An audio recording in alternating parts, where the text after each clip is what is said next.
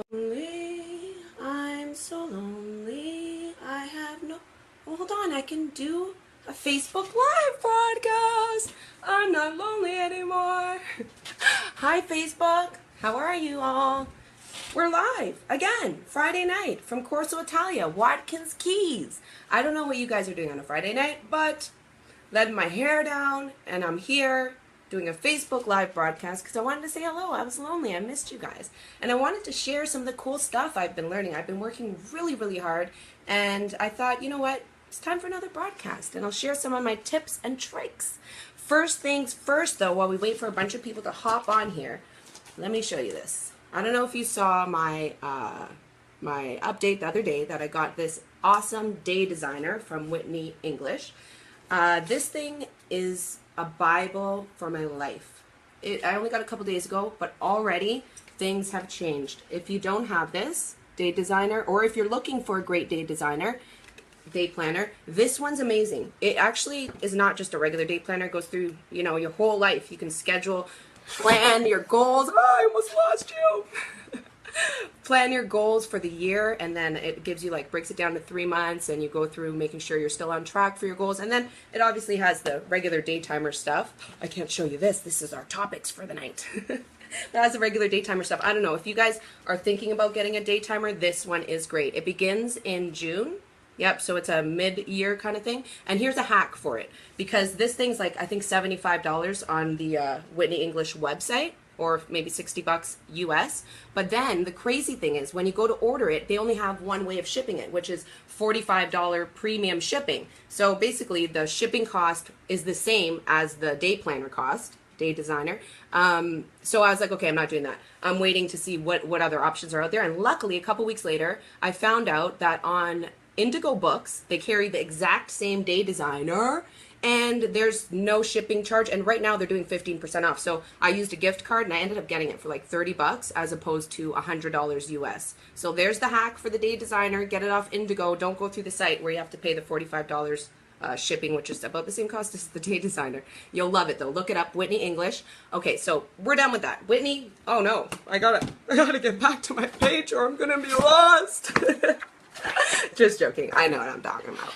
Okay, so guys, who is doing social media marketing? I know we all are, but we all probably want to get it a bit better. How did I even start this business? 6 years ago, I wanted to be a virtual assistant, take all of the skills that I had accumulated over the years, and hopefully help other business professionals take tasks off their plates so they can focus on their bottom line. But I came from a marketing background, and a lot of these marketing companies were selling like $30,000 bus stop signs and billboards, advertisements for newspapers back in the day. But I didn't have that kind of money for a marketing budget. I had my two fingers, my laptop, LinkedIn, and Facebook.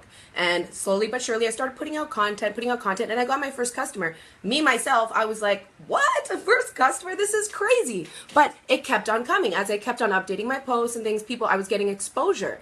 And it turned into, slowly but surely, my customers asking me, how are you getting your customers? So I started, educating myself, taking digital marketing programs at U of T and studying everything offline, anything that I can find, and to really hone my skills. So right now, I think I'm doing okay. I mean, every customer I've ever gotten has been off social media. And if you're looking to raise your social media presence, then hopefully this little live broadcast will help you out.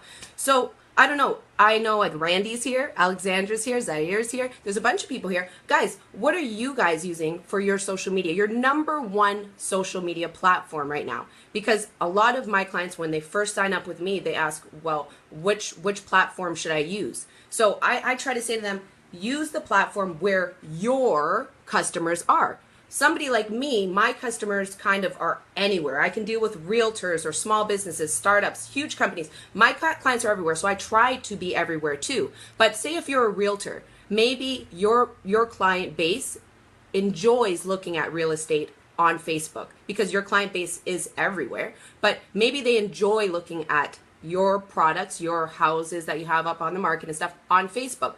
I'd suggest if you're a realtor to start with Facebook and Instagram and possibly LinkedIn, but definitely Facebook. If you have this cool, trendy new hairstyling company and stuff, definitely go with Instagram because there's a lot of the younger audience there. They're always using hashtags to search up real hairstylings or different kind of things that are going on in their area. So Instagram would be a great place to advertise that. So you really have to think about, where is my audience? And wherever your audience is, doesn't mean you have to drop the other social pages, but maybe put more focus towards that specific page. So I hope that helped. Next thing I was going to say is, what do you share? Like, I know a lot of people are just throwing out content, let me see what works here. But here's a tip, that if your Facebook page is putting out content and it's not getting a lot of likes, Facebook will slowly start to minimize the amount of exposure you have. So you will stop showing up in people's news feeds. So don't think if you just slam out a bunch of content, it's going to benefit you. It's actually not going to.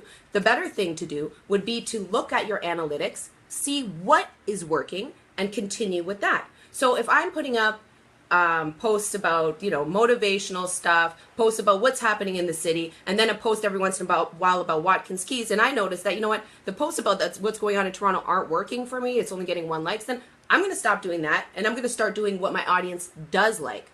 On the flip side, take a look at what times are your audience online. Facebook is amazing because they give you all of the analytics. You can see when your audience is live, and then actually program your post to go out on the time when most people are there. It only makes sense. It's not rocket science, but a lot of times we don't think about these little details and we're just putting out content. Stop doing it. It's working against you. Really think about it, plan ahead, and be smart with your social media content. Another thing I thought is, build a buzz. Build a buzz. You might be working on something right now and thinking, I can't wait to tell everybody about this amazing product that I have. But guess what? There's a company out in, I think it was France. They made this amazing bicycle, and I use this as an example all the time. They made this amazing bicycle, and you know what they did? So ingenious. They took an iPhone, and every day they'd go into the office and ask people, hey, what's going on? What are you working on today? Take the little iPhone to the races and let all the bikers check it out and see what they're working on. They created so much buzz by showing the intricate details of this bike making process that by the time the bike hit the market, sold out. Everybody was so excited. So if you're working on something behind the scenes, don't be scared to give away your secrets. You're probably not going to give away as much as you think, but show your audience what it is you're working on so they can get into it. And by the time you do put that out to the public, the momentum has built and built and built to where it's just ready to explode. Don't put your product on there and then start telling people about it. That's a huge mistake. Show people, let them behind the scenes, let them know what you're doing, get them excited. So those are only 3 little tips. I don't know if those helped you at all, but if they did, I'm really happy because the more I learn, the more I want to share. And that's what you should do too. Don't just put out content about you, put out content that your audience wants to know. Put out content that will help your audience and show your audience, hey, you know what? I know what I'm talking about. So here's something that you can do. And if you don't have time to do it, hello, I'm right here. I got your back. We can all do it. Let's all work together and make the social media presence something that we all can use, share, and actually learn from. Don't just use it to sell yourself. If you go to a networking event, you're not going to walk up to somebody and say, hi, I'm Sasha Watkins. I have a virtual assistant company and this is what I do. No, I'm going to, work my way in. How are you? Let's get to know each other. By the way, right? Same thing for social media. Oh my gosh, the other day, I know there's a couple people that sent me messages saying, thank you, Sasha. Because the other day there was a guy, and I don't know if any of you guys got this message, but there was a guy and he was tagging everybody in his promotions. He pissed a lot of people off. And I told him, hey, if you need help with your social media, let me know because, buddy, you're not doing it right. You can't tag people in posts and annoy people, You want them to come to you. So you have to think, you have to be strategic, and you have to give. When you give, you get back. So I don't know. I hope that works for you. It's definitely working for me. And you know what? Here's another little teensy tiny tip that can get you some more business. I'm working with an amazing realtor, and she had me on a task where I was just copy pasting a message that she had. Hi, I'm this realtor and I have these great homes. If you'd ever like, you know what they are, and copy pasted those into like all of her friends, which is a lot. And you know what? She actually got a lot of follow-up calls, a lot of leads, a lot of business just from doing that. So don't do it at like 3 o'clock in the morning. Make yourself personable, but reach out. Don't just wait for people to come to you. Reach out. Tell them what you're doing. And hello, you're not going anywhere, iPad. We're in this live broadcast. We're staying here. Reach out. Tell people what you're doing. And if it doesn't get you business right away, it at least gets you a bit more exposure. So I really hope that you guys learned something. I hope that what I shared was valuable. And if so, tune in to my next live broadcast. I love these things. They're so much fun. So cheers to you guys. This isn't vodka. This isn't vodka. This is coffee on a Friday night. I'm about to get back to work, or my clients are going to be texting me saying, excuse me, doing Facebook live broadcast. There's some things I need. Let me get going. My iPad's already out the door. Guys, have a good night. Happy Friday. When is the next live broadcast, Marlon?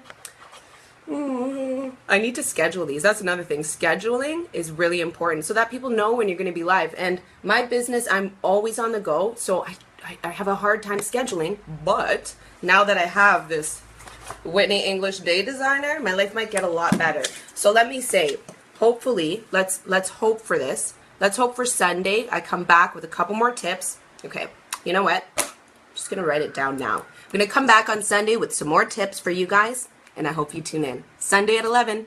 Bye, guys.